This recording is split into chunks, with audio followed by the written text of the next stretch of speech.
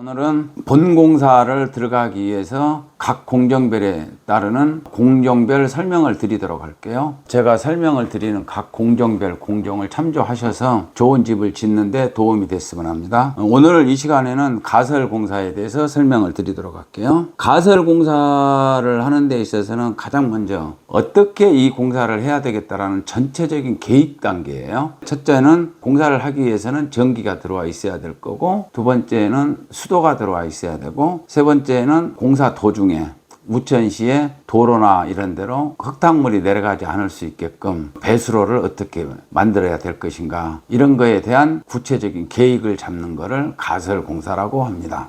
전기공사나 수도공사는 공사를 하기 전에 건설업체가 결정이 되고 나면은 건축주의 인적사항이 들어간 서류를 준비해서 관청에다가 접수를 하게 돼요. 전기는 한전에다가 하고 수도는 구청 수도사업소에다가 하게 돼 있는데, 신청을 해놓고도 관에서 시간이 좀 많이 걸릴 때가 있어요. 그쪽 관청도 좀 순서에 의해 가지고 공사를 해주게 돼 있으니까요. 그렇다고 공사는 또 미룰 수는 없고, 그럴 때는 전기가 만약에 좀 늦게 들어온다, 이럴 때는 뭐 임시 발전기를 사용을 한다든지 이런 것도 하나의 방법이 될 것이고요. 두 번째는 이제 가설공사인데, 처음에는 가설공사의 계획에 대해서 설명을 드렸고, 가설공사는 우리가 공사를 하는 데 있어서 외부인들이 출입을 하다가 잘못하면 다칠 수도 있고, 이러다 보니까 가설 울타리 공사를 어떻게 해야 할 것인가, 또는 작업자들은 작업을 하기 위해서 통로가 있어야 되는데 이 가설 울타리를 칠 때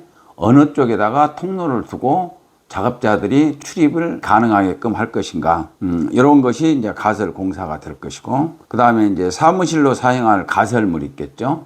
이제 큰 현장 같은 데에서는 뭐 1년 이상 써야 되기 때문에, 그리고 또 사무실을 지을 수 있는 공간이 있기 때문에 충분히 가설 사무소를, 건물을 지어 가지고는 하는데, 우리 같은 경우에는 이런 길어야 한 7개월 정도 공사를 하기 위해서 이 가설 사무실을 짓거나 이러기는 경비나 모든 면에서, 또는 그 땅 이치 같은 것도 확보를 하긴 하는데 어려움이 있다 보니까 좀 힘들죠. 그럼 어떻게 해요? 그냥 컨테이너로 가지고 이동식 컨테이너를 사용하는 것이 가장 편안한 방법이죠. 될 수 있으면은 건축주들 현장에 사무실이 있는 것이 직원들이 상주하는데 도움이 되니까 사무실을 꼭 컨테이너가 됐건 뭐가 됐건 그쪽에 사무실이 있어야 된다. 상주할 수 있는 사무실이.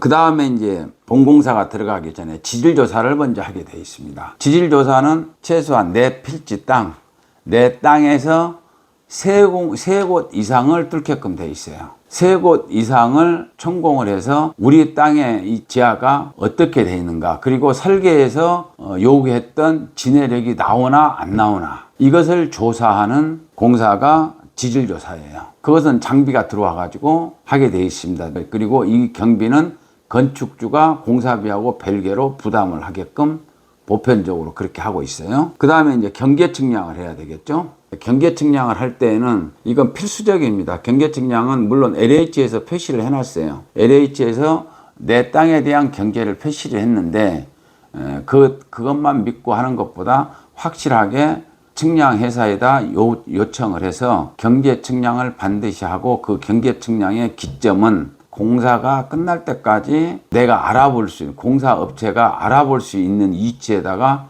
표기를 해놨다가 다음에 현황 측량을 하게 돼 있어요. 건물 다 짓고 준공 후에, 준공 서류에 현황 측량표를 첨부하게 돼 있습니다. 준공 서류에 꼭 넣어야 돼요. 그 서류를. 그때의 현황 측량과 공사를 시작하기 전에 경계 측량과 이 기점이 맞아떨어져야 돼요. 그게 거의 99% 거의 측량회사에서 하는 거기 때문에 맞을 수밖에 없는데, 혹시라도 측량이 잘못될 수도 있으니까 꼭 그 기점을, 경계 측량했을 때 그 기점을 표시를 해놔라. 그리고 이제 경계 측량이 끝나고 나면은 기준틀을 한번 매보는 거죠. 기준틀이라는 거 일본 말이긴 한데, 보편적으로 우리가 현장에서 쓰는 야리가다라 그러죠. 가로 세로 우리 땅 경계 측량을 했던 그 측량대지 안에 설계사무소에서 그려준 도면을 참조로 해서 우리 건물을 딱 앉혀보는 거예요. 그랬을 때 이 도면상에 나와 있는 치수와 실제로 경계 측량을 했을 때의 땅의 길이와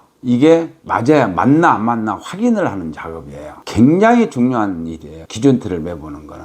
여기에서 만약에 오차가 있다 그러면은 바로 설계사무소에다가 통보를 해주고 측량회사에다가 얘기를 해서 측량 결과가 안 맞다, 우리 도면 취소하고, 이거를 반드시 두 군데다 통보를 해서 문제점을 찾은 다음에 공사를 시작을 해야 되는 거예요.